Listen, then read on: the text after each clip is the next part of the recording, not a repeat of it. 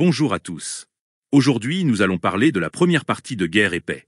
Il s'agit d'un roman de Léon Tolstoï, publié en feuilleton entre 1865 et 1869 dans Le Messager russe.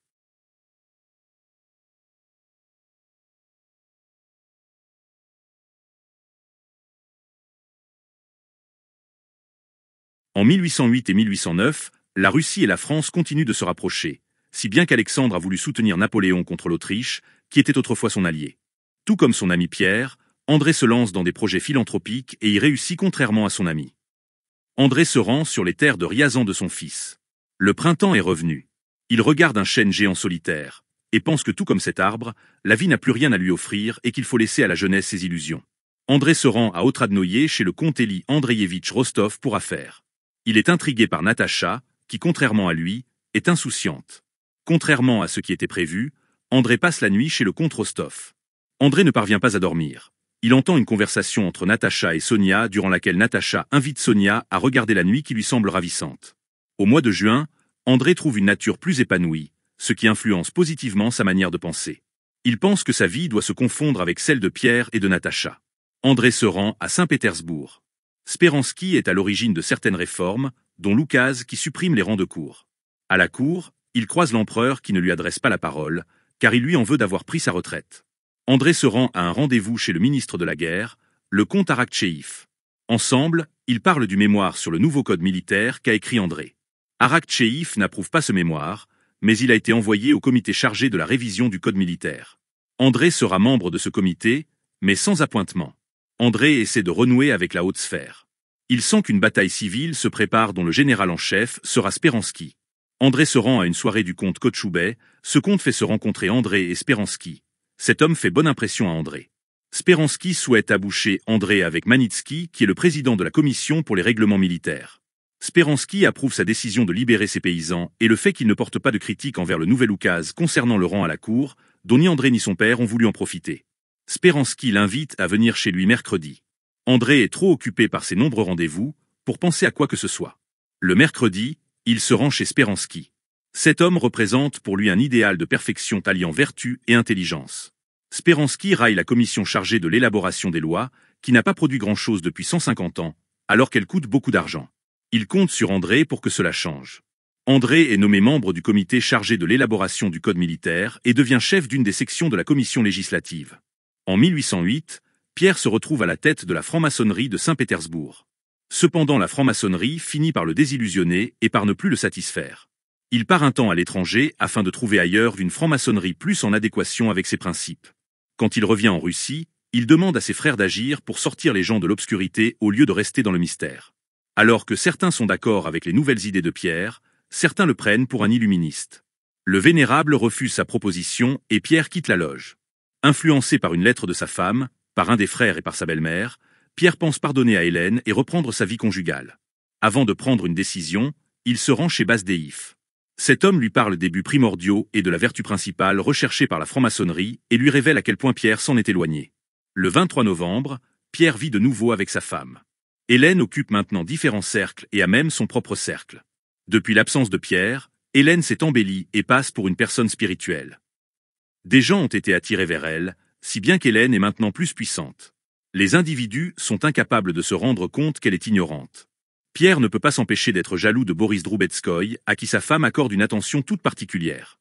Pierre garde le contact avec les frères et essaie toujours de calquer son comportement sur les principes de la franc-maçonnerie.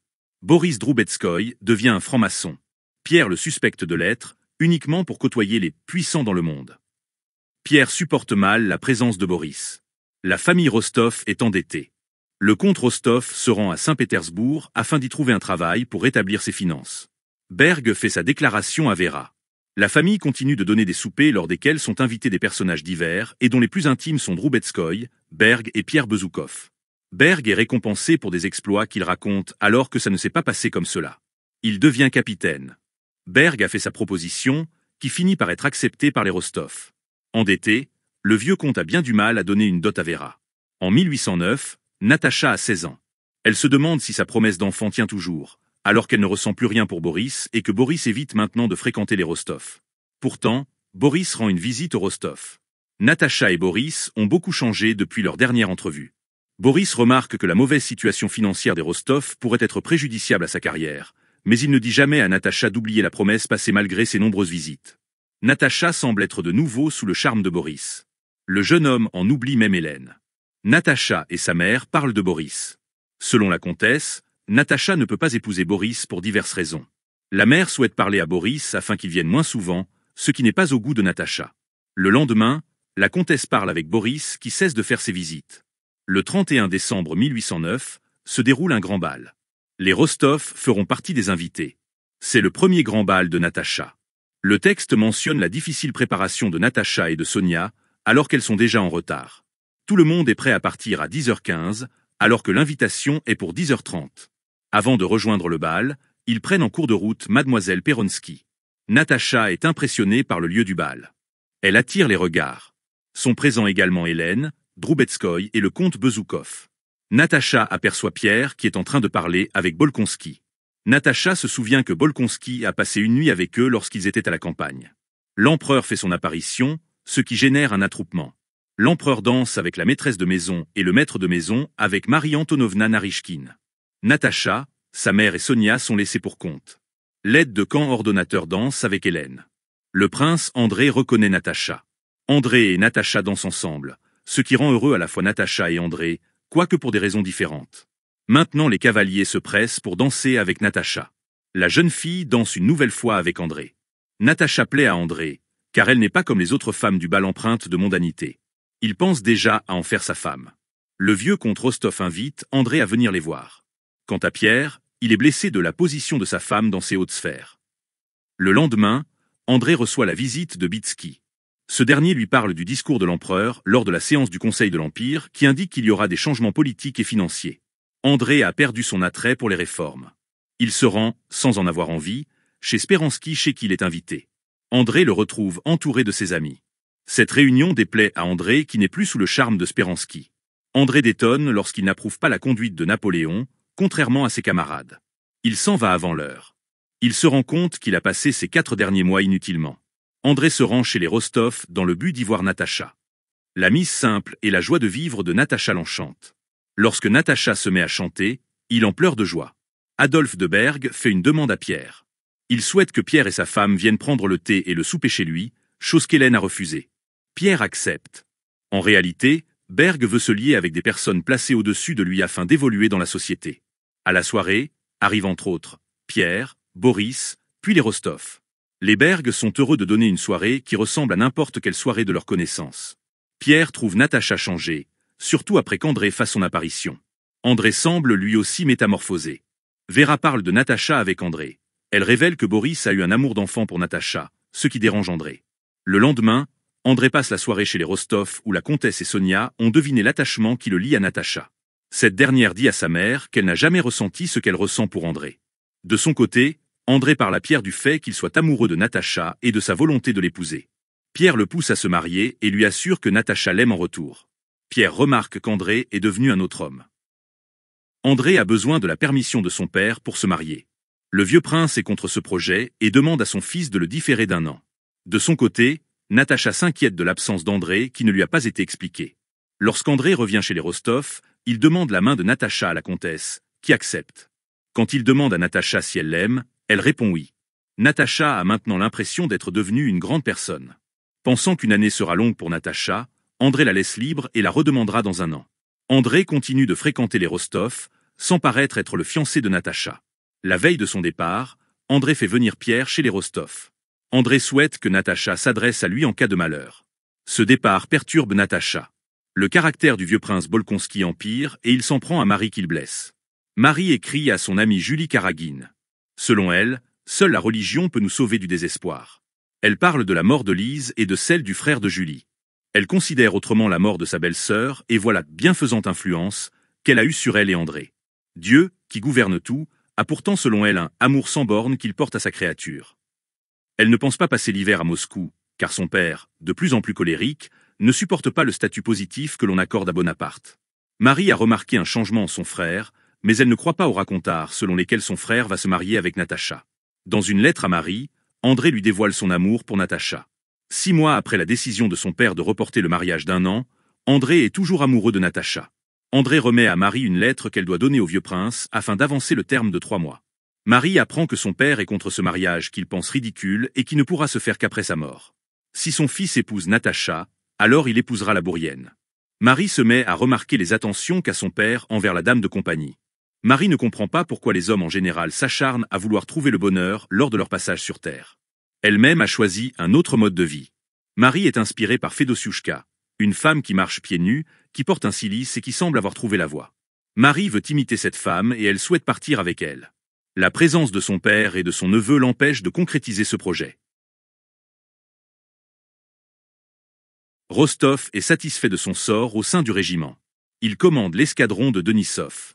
Sa mère lui a écrit au sujet de l'état préoccupant des finances familiales et sur son désir de le voir revenir au sein de la famille. Nicolas Rostov n'a pas envie de rentrer chez lui.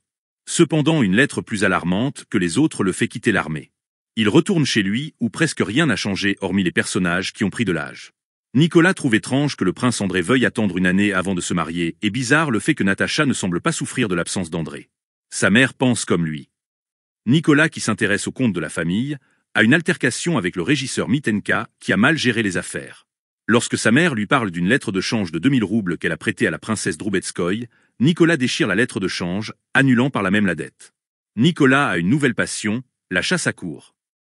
Lors d'une journée parfaite pour la chasse, Nicolas se prépare à aller chasser. Une louve et ses petits seraient dans le bois. Natacha et Petia participeront eux aussi à la chasse, ce que Nicolas aurait préféré éviter. Le vieux comte se joint au groupe. Sont préparés les chiens, les chevaux et les chasseurs.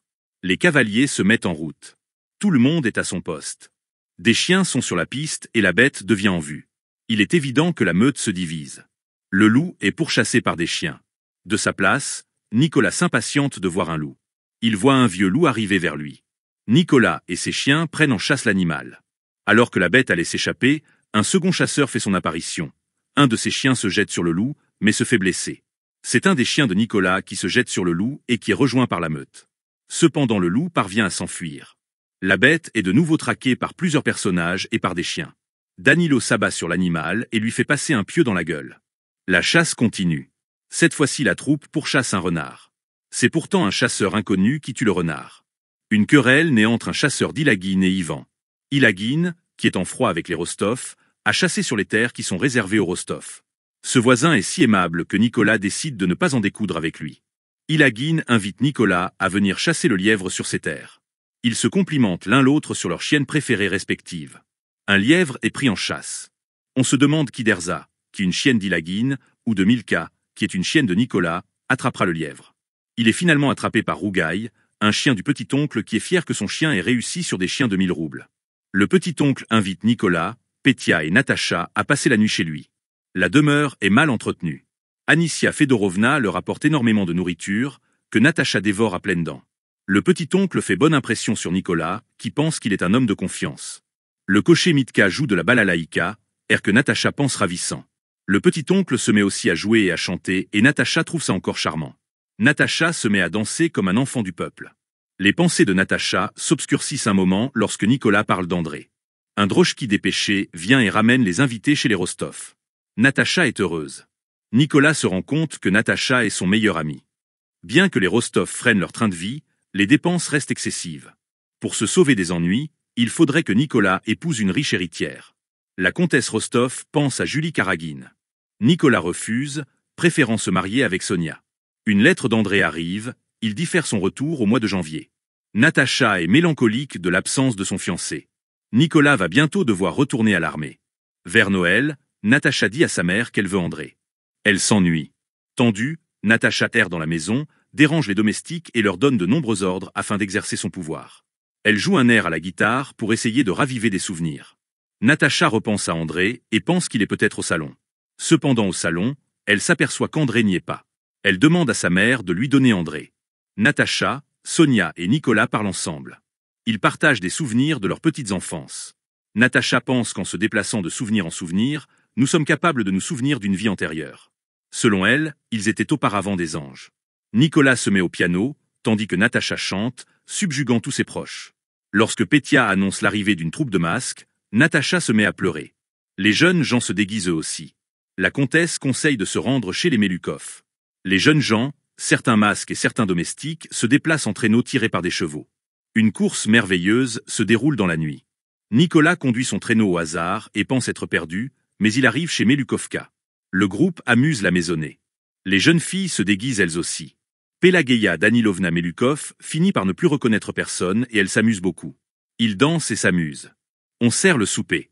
Quand on parle des dangers de se faire dire la bonne aventure, Sonia dit qu'elle veut en faire l'expérience. Nicolas est fasciné par Sonia, qui semble être tout autre. Sonia se rend à la grange pour connaître son avenir. Elle est suivie de Nicolas. Ce dernier embrasse Sonia. Pour le retour, Natacha s'arrange pour que Sonia et Nicolas soient sur le même traîneau. Nicolas parle avec Natacha. Il révèle qu'il a tout dit à Sonia. Natacha pense qu'il a bien fait et en est contente. Une fois rentrée à la maison, Sonia conseille à Natacha de regarder dans le miroir afin d'y voir André, mais Natacha ne voit rien. Sonia, elle, semble voir quelqu'un dans le miroir. Nicolas parle à la comtesse de sa décision de se marier avec Sonia. La comtesse le laisse libre, mais elle ne lui donne ni son consentement, ni celui de son mari.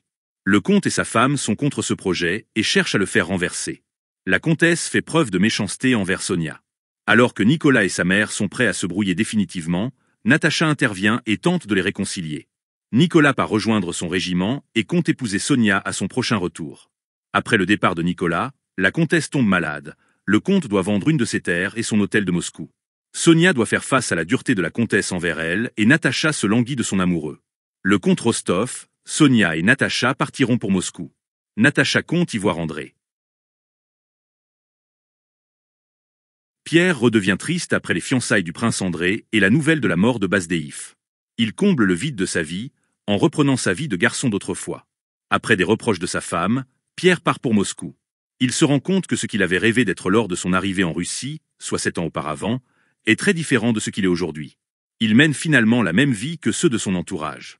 Il apprend à ne plus mépriser ses semblables, mais se questionne sur le vrai but de la vie. Pour oublier les questions qui l'assaillent, il se distrait. Il commence à devenir alcoolique. Le prince Nicolas Bolkonski s'est installé à Moscou et contrairement à ce que présageait sa fille, le monde le respecte et approuve ses idées. Marie perd ses plaisirs qu'elle avait à la campagne, elle n'a plus d'amis, Mademoiselle Bourienne et Julie Karagine ne peuvent plus être ses confidentes. Et elle est sans perspective d'un mariage à cause de son père. Elle espère le retour de son frère, mais l'idée d'un mariage avec une Rostov irrite de plus en plus son père.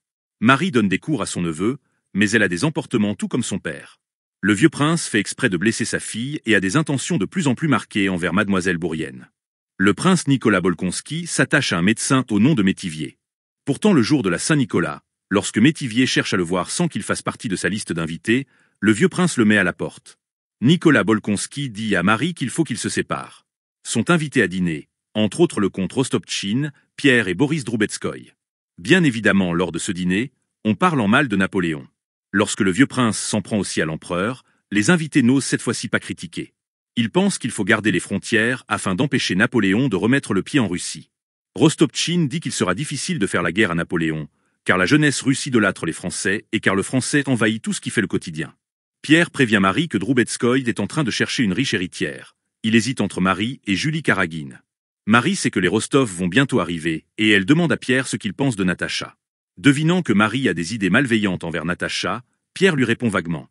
Boris s'intéresse à la princesse Marie et à Julie Karagine, mais la première fait peu attention à lui, tandis que la seconde accepte ses hommages. Julie fait semblant d'être mélancolique. Boris, pour se rapprocher d'elle, fait lui aussi exprès d'être mélancolique. Ainsi, ils semblent être les seuls à se comprendre. La princesse Droubetskoy s'intéresse à la dot de Julie. Pourtant Boris ne parvient pas à faire sa demande à Julie, car le comportement de la jeune femme le rebute. Julie pense utiliser l'arrivée d'Anatole Kouragine pour presser Boris à la demander. Ceci pousse effectivement Boris à faire sa demande. Le comte Rostov, Sonia et Natacha arrivent à Moscou. Au lieu d'aller directement à leur hôtel, ils se rendent chez Marie Dmitrievna Afrosimov. Le lendemain, Marie Dmitrievna emmène les deux filles faire une visite à la Sainte Vierge et chez une couturière afin de leur faire des vêtements. Marie Dmitrievna parle d'André à Natacha. Elle compte sur le fait que Natacha et la famille d'André se concilient. Elle lui conseille d'aller rendre visite au Bolkonski dès le lendemain avec son père. Le lendemain, seule la princesse Marie accepte de les recevoir. Dès le premier regard, Natacha déplaît à la princesse Marie.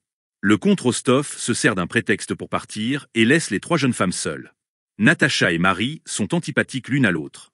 Le vieux prince fait une courte apparition, apparemment par hasard, mais en réalité pour humilier Natacha. Alors que les deux jeunes filles restent silencieuses, seule mademoiselle Bourienne discute. L'arrivée de son père est une délivrance pour Natacha.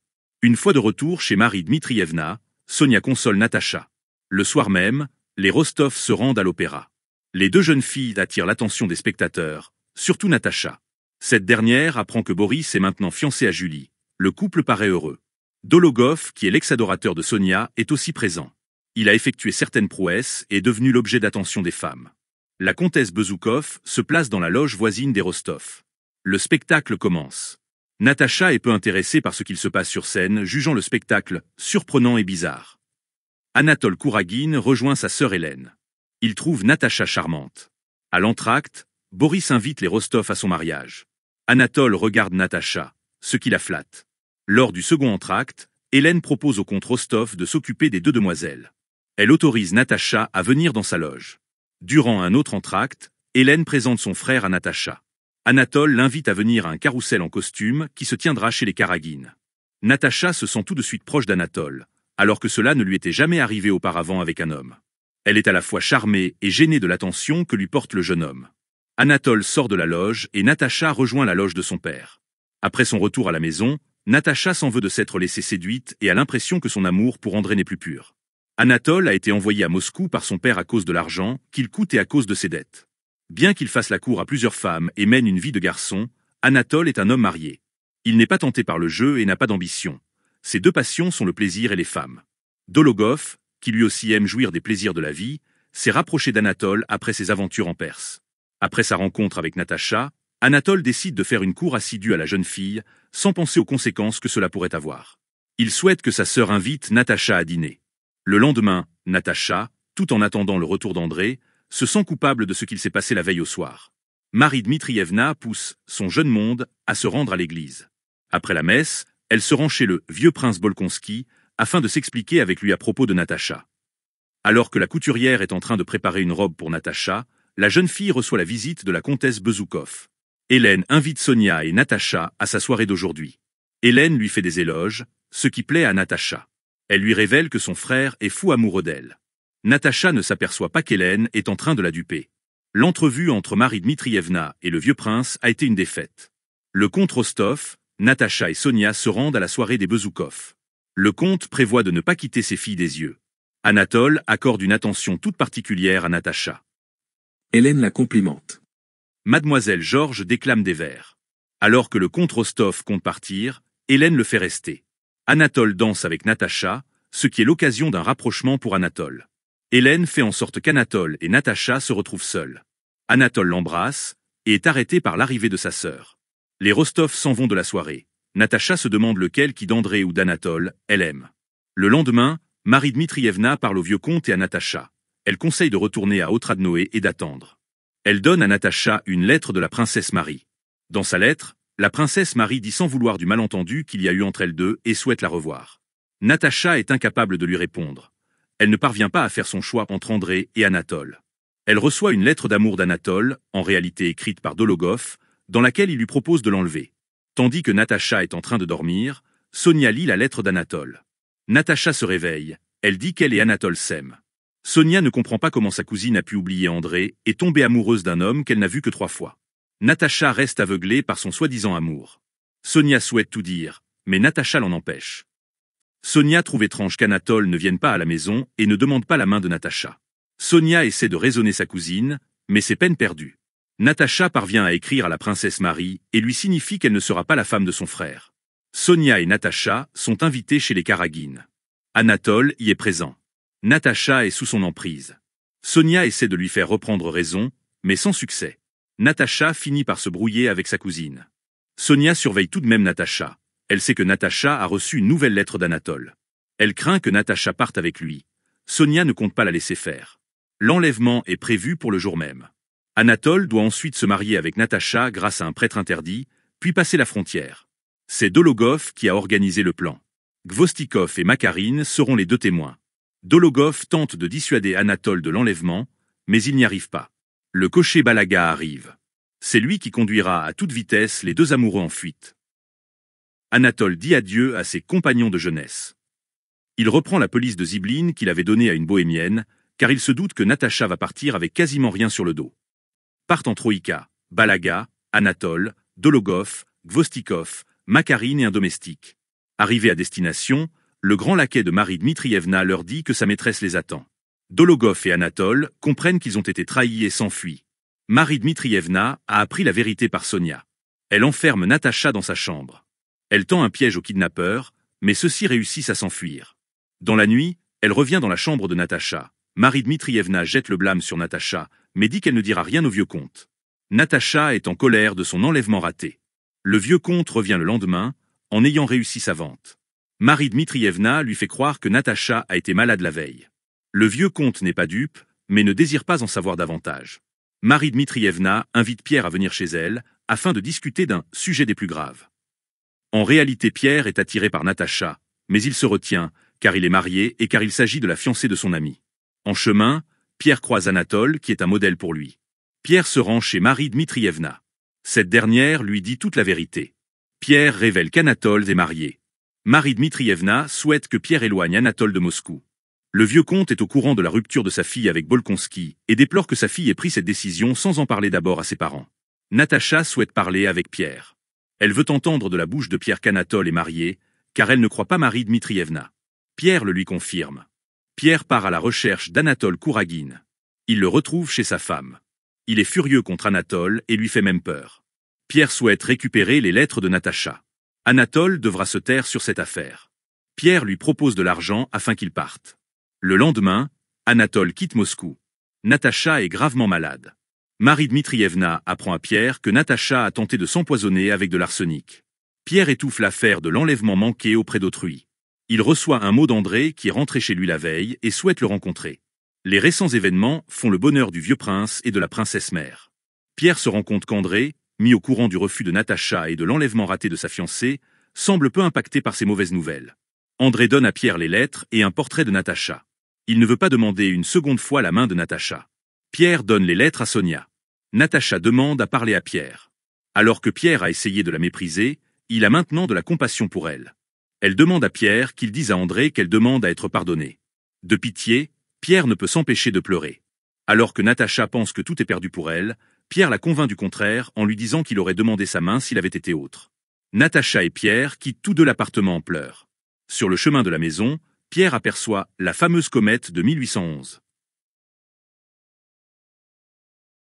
Le 12 juin, les armées de l'Occident entrèrent en Russie et la guerre éclata. Il est bien difficile d'en établir les causes premières puisque chacun a sa propre raison de faire la guerre. Avec plein de si, on referait l'histoire. Les événements se sont accomplis parce qu'ils devaient s'accomplir. Même si les actions individuelles semblent être marquées par le libre arbitre, l'histoire dépend du fatalisme. Même Napoléon et Alexandre sont soumis à la fatalité. Bien que Napoléon ait écrit à Alexandre son souhait de ne pas faire la guerre, il conduit ses troupes vers l'Orient. Arrivés au Niémen, les hommes sont à fond pour Napoléon. Par dévouement pour l'empereur, les Uhlans polonais traversent le fleuve à cheval, alors que quelques-uns se noient. Bien que l'empereur Alexandre se soit établi à Vilna depuis plusieurs semaines, rien n'est prêt pour la guerre. Lorsqu'Alexandre se trouve dans un bal donné en son honneur, Napoléon traverse le Niémen et passe la frontière russe. À ce bal se trouvent entre autres Hélène Bezoukov et Boris Droubetskoy. Balachov annonce une nouvelle à l'empereur. Boris apprend en écoutant Alexandre que Napoléon est entré en Russie sans faire de déclaration de guerre. L'empereur russe n'a pas l'intention de faire la paix tant qu'il restera un seul ennemi sur son territoire. Dans une lettre qu'il adresse à Napoléon, Alexandre signifie qu'il ne fera rien si Napoléon retire ses troupes, mais qu'il rentrera en guerre s'il les laisse. Alexandre envoie Balachov à Napoléon afin de maintenir la paix. Balachov parle avec Murat. Alors que Murat pense qu'Alexandre est le fauteur de la guerre, Balachov pense qu'il s'agit de Napoléon. Balachov est arrêté et emmené auprès de l'antipathique maréchal Davout. Ce maréchal demande la lettre que Balachov veut remettre à Napoléon, alors que Balachov doit la remettre en main propre à l'empereur. Balachov attend plusieurs jours sans nouvelles, avant d'être enfin mené à Napoléon. Dans les dialogues de Napoléon et de Balachov, on peut croire qu'aucun des deux empereurs ne veut la guerre. Alexandre ne veut commencer les négociations qu'à condition que les troupes de Napoléon repassent le Niémen. Au fur et à mesure de l'entretien, Napoléon s'énerve, tandis que Balachov se met à trembler. Napoléon pense avoir plus d'hommes sous ses ordres qu'il y a d'hommes dans l'armée de la Russie. Napoléon invite à sa table Balachov. Il est cette fois-ci courtois avec son invité. Il lui pose des questions sur la ville de Moscou. Lorsque Napoléon a des propos blessants au sujet de la Russie, Balachov n'a pas d'autre choix que de se taire. Lorsque Balachov rapporte à Alexandre son entretien qu'il a eu avec Napoléon, La guerre éclate. Le prince André se rend à Saint-Pétersbourg afin d'y rencontrer Anatole Kouragine. Anatole obtient un emploi dans l'armée de Moldavie, tandis qu'André repart à la guerre en Turquie avec Kutuzov. André veut battre en duel Anatole, mais Anatole rejoint la Russie. André compte profiter de son éloignement géographique et de son engagement dans l'armée pour oublier le coup dur qu'a été la trahison d'Anatole. André est nommé général de service à l'état-major de Kutuzov. Après la déclaration de guerre avec Napoléon, André est transféré à l'armée de l'Ouest. Avant de rejoindre Drissa, il passe à Lissigori. Il retrouve la demeure comme il l'a laissée, excepté son fils qui a grandi.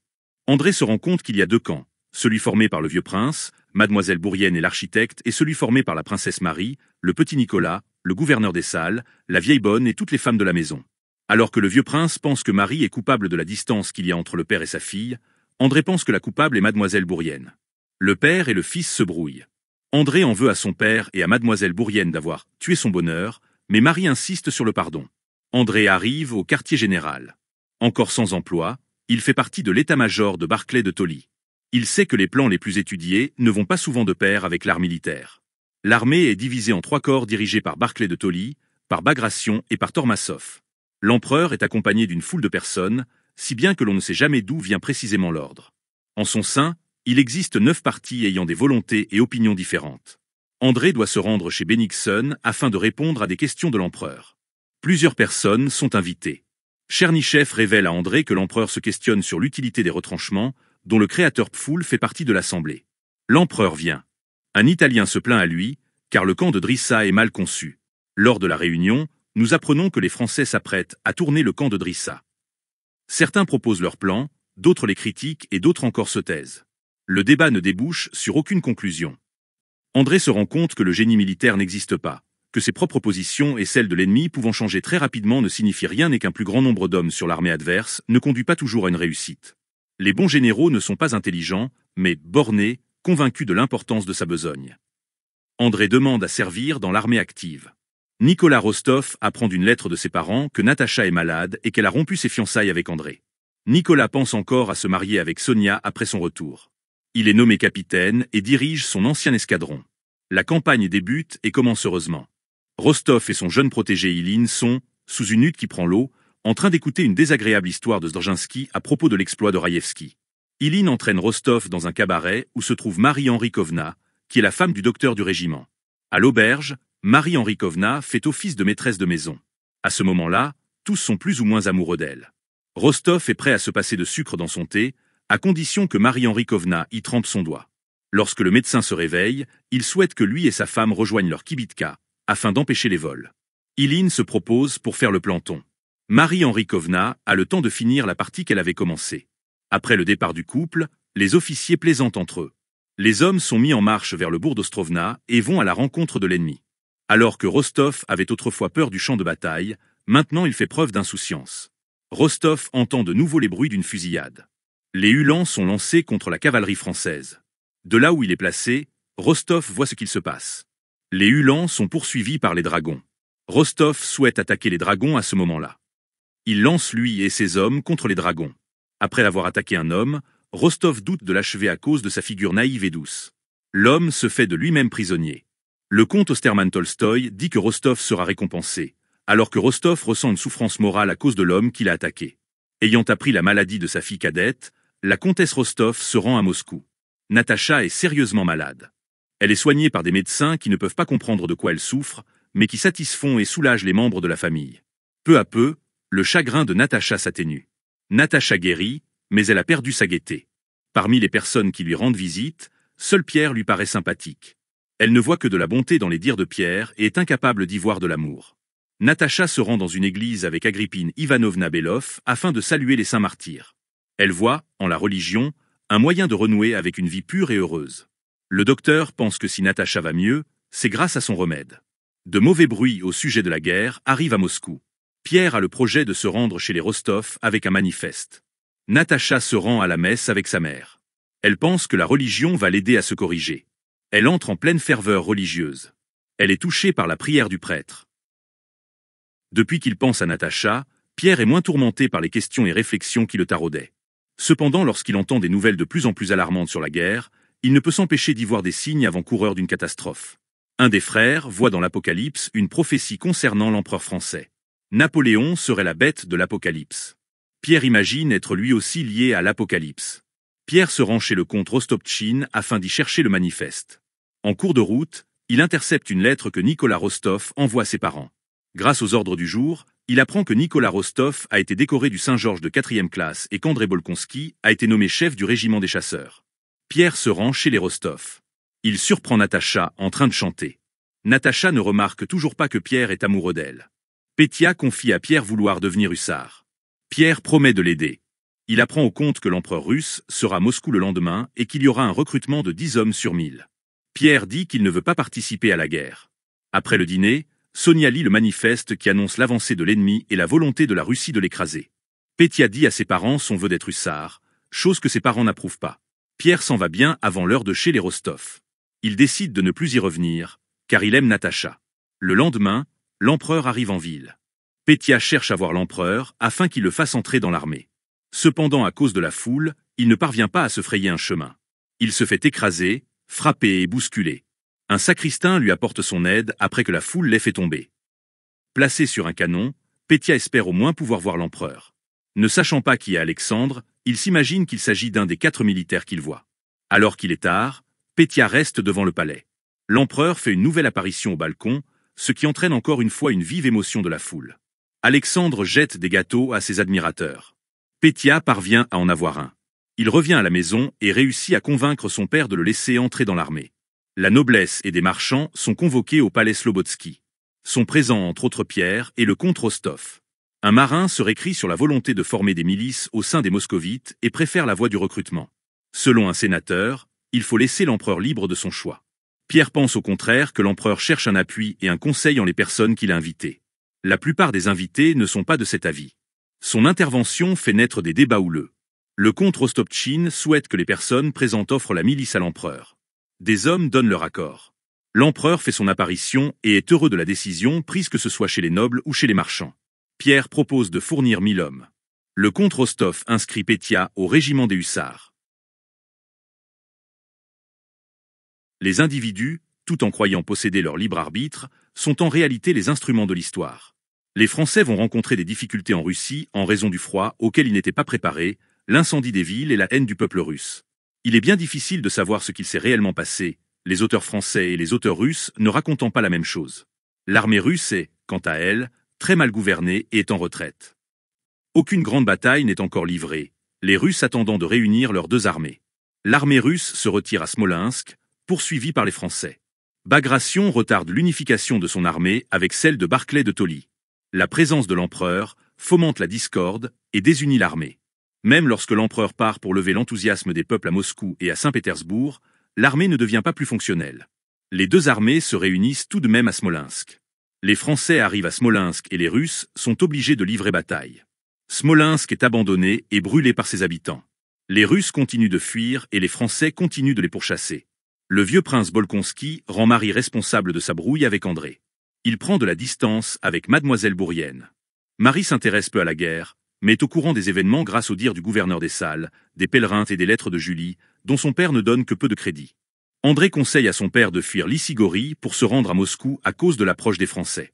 Le vieux prince ne prend pas la menace au sérieux. Le vieux prince veut envoyer Alpatitch à Smolensk pour y faire certaines courses et remettre une lettre au gouverneur.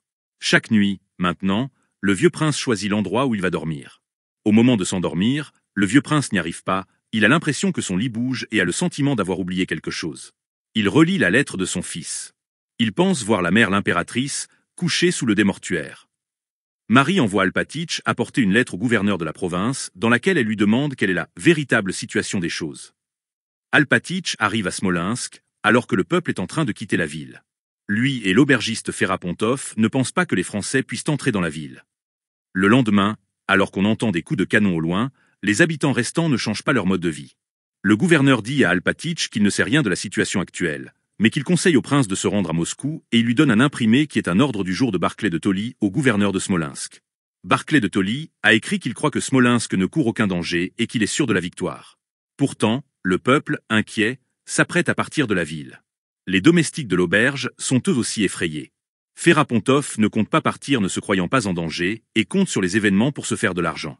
Alpatitch s'apprête à repartir lorsque la ville commence à se faire bombarder. Un obus blesse une cuisinière. Alpatitch, son cocher, la femme de Ferapontov, ses enfants, le dvornik se réfugient dans la cave, tandis que Ferapontov se rend à l'église pour demander avec d'autres une procession. La ville est en train de prendre feu. Smolensk se rend. Ferapontov se fait piller sa boutique par des soldats russes. Alpatitch s'en va avec son cocher. La ville est volontairement incendiée. Alpatitch rencontre le prince André Bolkonski. André écrit un mot pour sa sœur dans lequel il l'enjoint à quitter rapidement Lysigorie et à rejoindre Moscou. Berg, qui est devenu adjoint au chef de l'état-major, reproche à André de laisser la population mettre le feu à leur maison.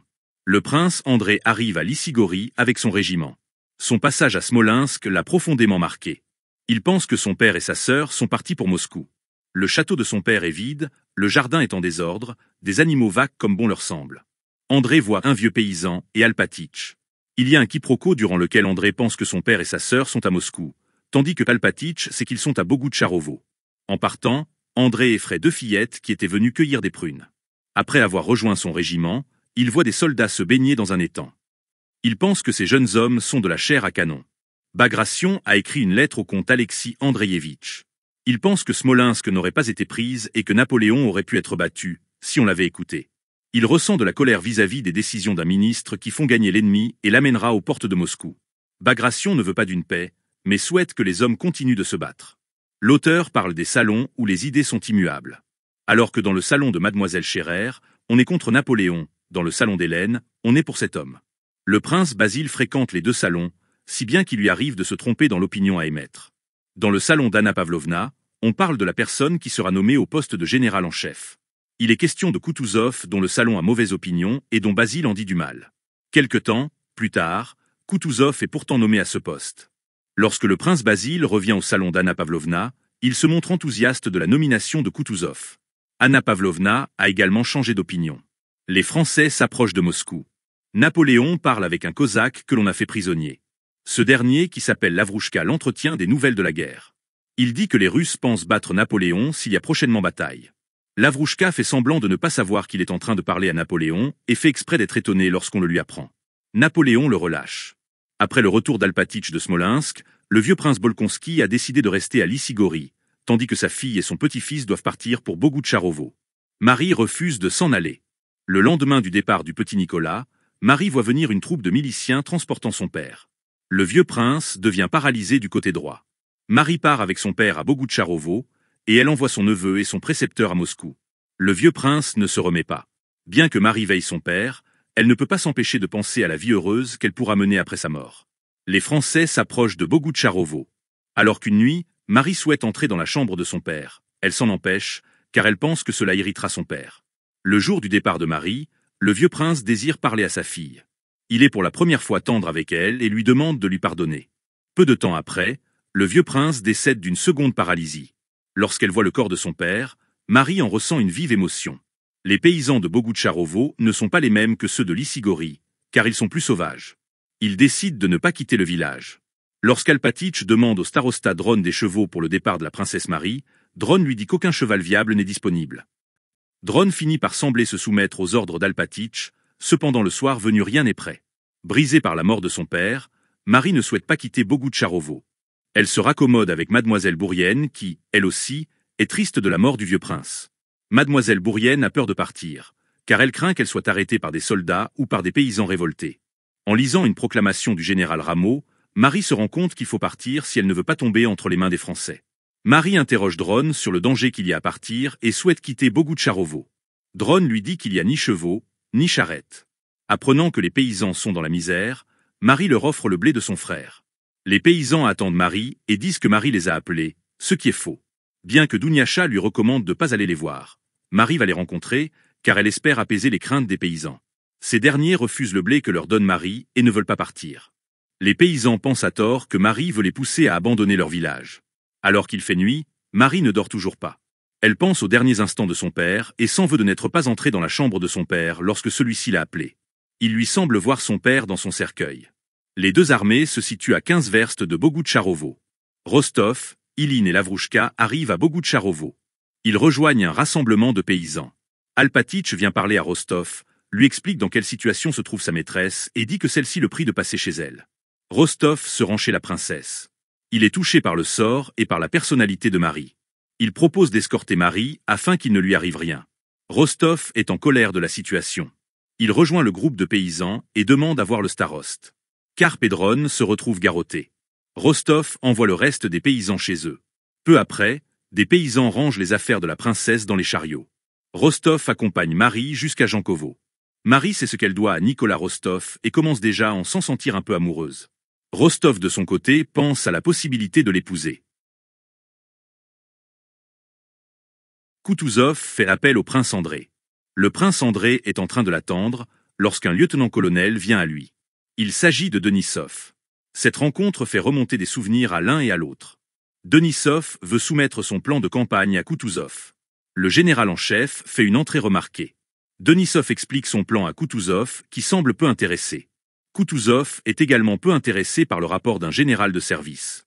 Il ne s'anime que lorsqu'il refuse de rembourser l'avoine saccagée par des soldats. Ce n'est qu'après que Koutouzov soit entré dans sa chambre qu'il dit à André pourquoi il l'a fait venir. Koutouzov veut le garder près de lui, mais le prince André refuse, car il tient à son régiment. Selon Koutouzov, le temps et la patience sont les clés de la réussite. Pourtant les conseillers ne le comprennent pas. Le discours de Koutouzov a un effet positif sur André. Après le départ de l'empereur, les moscovites ne semblent plus s'apercevoir du danger de la guerre qui pourrait les atteindre. En plus de donner des hommes à l'armée, Pierre en fera également partie. À une soirée de Julie avant son départ de Moscou, on parle des amendes que les personnes doivent payer si elles parlent français. On discute des Rostov dont les affaires sont dérangées. Le comte Rostov n'a toujours pas vendu la maison et le bien de Moscou. Ça devient problématique, car c'est maintenant une folie d'acheter des maisons. Les Rostov sont toujours à Moscou, car ils attendent le retour de Pétia de l'armée. Julie parle de l'amélioration de l'état de santé de Natacha et sous-entend à Pierre que Moscou sait ce qu'il s'est passé. Julie dit que Marie Bolkonski est à Moscou. Elle embellit l'histoire du sauvetage par Nicolas Rostov. Pierre trouve 2 affiches du comte Rostopchine qui lui font comprendre que les Français vont venir à Moscou. Il se demande s'il doit rejoindre l'armée ou rester sur place. Il décide de faire une patience. Si elle réussit, il partira pour l'armée. Katiche vient lui parler. Elle veut quitter Moscou, mais Pierre veut lui faire comprendre qu'il n'y a pas de danger à rester. La patience réussit, mais Pierre ne part pas pour l'armée et reste à Moscou. Sur la place des exécutions, il voit un homme français qui vient de recevoir des coups de verge et un autre homme français qui connaîtra le même sort. Cette scène le choque tellement que Pierre décide de quitter Moscou et rejoint l'armée à Mojaïsk. Les 2 personnages principaux de ce roman, qui sont Pierre Bezoukov et André Bolkonski, ont cette fois-ci des trajectoires différentes. André est présenté au début de ce livre comme un personnage malheureux. Il est tout d'abord si traumatisé par Austerlitz qu'il ne sert plus activement et travaille pour son père afin d'échapper à l'armée. Cet homme change du tout au tout lors de son passage à la ville d'Otradnoé. En y allant, il se lamente sur la nature qui semble refléter ses idées. Lors de sa visite chez les Rostov, il fait la connaissance de Natacha. Il tombe de suite amoureux d'elle, surtout après avoir surpris une conversation qu'a eue Natacha avec Sonia à propos de la beauté de la nuit. Il ne la retrouvera que bien plus tard lors du grand bal du 31 décembre 1809. Natacha et André se mettront alors à se fréquenter. André deviendra le fiancé de Natacha. C'est le premier grand amour de Natacha, qui jusque-là n'a eu que des amourettes pour Boris ou pour son professeur. Dès sa première rencontre avec Natacha, André change du tout au tout. De pessimiste, il devient optimiste. Durant sa longue absence, nous savons qu'André reste amoureux de Natacha. Cependant, lors de son retour à Moscou, et après avoir appris que Natacha a rompu avec lui, il ne paraît pas être malheureux. Sa volonté de ne pas demander une seconde fois la main de Natacha afin de ne pas marcher sur les brisées de Monsieur Kouragine montre qu'il ne tenait pas tant que ça à sa fiancée. Cependant plus tard, nous apprenons qu'André essaie de pourchasser Anatole, ce qui signifie qu'il ne prend pas cette histoire à la légère. Dans le chapitre 4, André fera de nouveau partie de l'armée active. Pierre ne suit pas le même chemin que son ami. Dans la partie précédente, il est montré comme triste et désespéré à cause des tromperies de sa femme et à cause de son duel avec Dologov. La vie de Pierre connaît un changement lors de sa rencontre avec Bazdeyev qui lui fait connaître la franc-maçonnerie lors de la première partie. Lui qui était affligé et tourmenté, a un regain d'optimisme et de stabilité. Au lieu d'être tourné uniquement sur ses malheurs, il se tourne vers autrui. Il souhaite libérer ses paysans et leur faire connaître certains bienfaits. Pierre rencontre André à Bogoutcharovo. Les 2 hommes ne sont pas encore au même stade d'évolution. André est encore dans sa tristesse, ce qui tranche étonnement avec le bonheur de Pierre. Lors de la discussion que Pierre a avec André, on se rend compte à quel point les 2 hommes ont des visions inverses de la vie. Alors que Pierre prône l'ouverture sur les autres, André pense qu'il faut déjà penser à soi et à ses proches. André a alors des mots très durs sur les paysans en disant qu'il ne faut pas leur enlever le travail physique et ne pas s'impliquer dans leur santé. Plus tard, cependant, André s'ouvrira vers les autres en libérant lui aussi ses paysans. Pierre veut malheureusement pousser le changement trop loin. Il veut trop changer le mode de vie des paysans et il veut trop changer les missions des francs-maçons. N'ayant pas d'écho dans ses projets, Pierre se retirera de sa loge et reprendra sa vie de garçon d'autrefois. Même une vie faite de plaisir ne lui sera pas suffisante, puisqu'il redeviendra malheureux. Seules ses rencontres avec Natacha et son amour caché pour elle lui rendront un temps la vie plus facile. Deux personnages féminins connaissent deux évolutions contraires. Il s'agit de Natacha et de Marie. Marie était un personnage rempli de mansuétude et de gentillesse lors de la première partie. Cependant, elle ébauche un changement dès la seconde partie. Elle commence à avoir de la méchanceté gratuite. Tout d'abord, Marie n'apprécie pas l'annonce d'un prochain mariage entre son frère et Natacha. Lors de la visite de Natacha au Bolkonski, Marie juge Natacha au premier regard. Leur entretien ne sera rempli que de silence, Marie n'appréciant pas Natacha et Natacha n'appréciant pas Marie, car celle-ci ne l'apprécie pas. Cette malveillance avait été entrevue peu auparavant par Pierre, lorsque Marie lui a posé des questions sur Natacha. Devinant les mauvaises intentions de Marie, Pierre n'a pu que répondre vaguement à ses interrogations. La cruauté resplendira encore après lorsque Marie et son père se réjouissent du fait d'apprendre que le mariage entre André et Natacha ne se fera pas. Natacha ne comprend pas pourquoi Marie et Nicolas Bolkonski ne l'apprécient pas, alors que tout le monde jusqu'ici a semblé l'apprécier. Cette même réflexion se retrouve dans la première partie, lorsque Nicolas Rostov se demande pourquoi les Français cherchent à le tuer alors que tout le monde l'aime. Nous nous souvenons que dans la partie 1, Marie a soutenu Mademoiselle Bourienne après avoir surpris un baiser entre sa dame de compagnie et Anatole. Dans la partie 2, nous apprenons que le vieux prince Bolkonski a des attentions envers Mademoiselle Bourienne. Ce revirement de situation dérange Marie qui s'éloigne de sa dame de compagnie.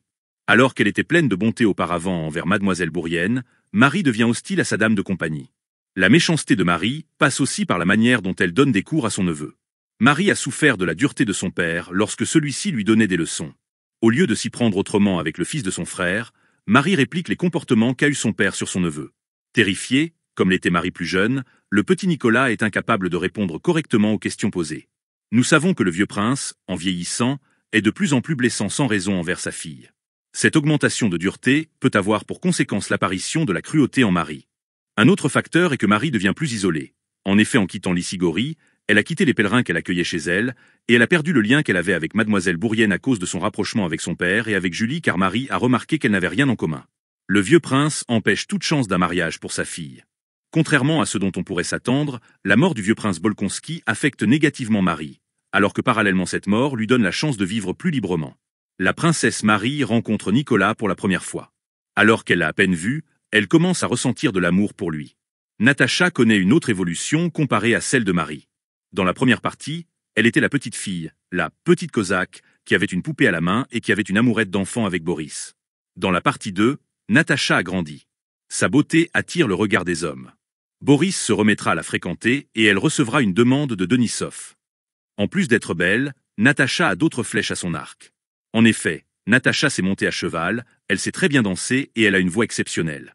Natacha va à son premier grand bal, ce qui montre qu'elle a grandi. Ses sentiments envers les autres évoluent. Quand elle fait la rencontre d'André, elle reconnaît ressentir une émotion qu'elle n'a jamais ressentie auparavant. Même si sa relation avec André reste platonique, on peut dire qu'André est le premier grand amour de Natacha. L'absence environ d'une année d'André a un effet terrible sur Natacha.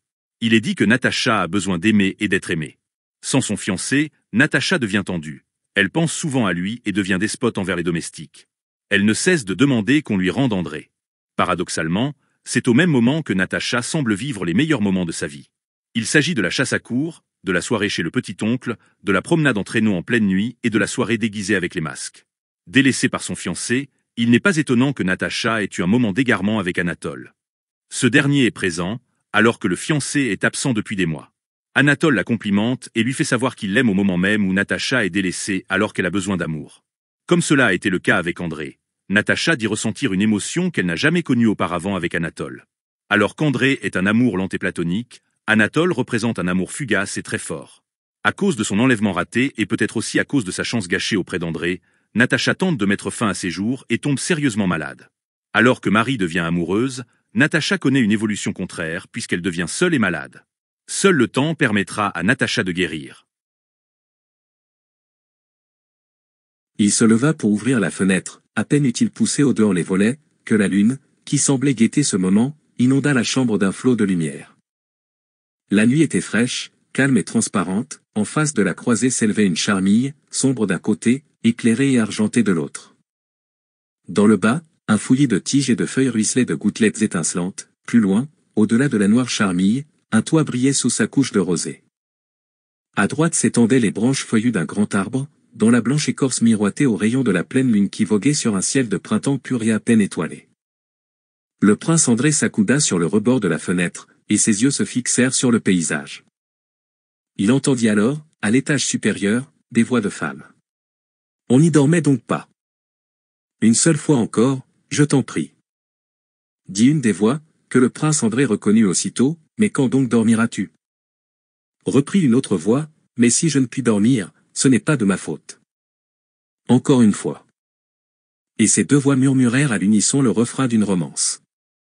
Dieu, que c'est beau. Eh bien, maintenant allons dormir, va dormir, toi. Quant à moi, ça m'est impossible.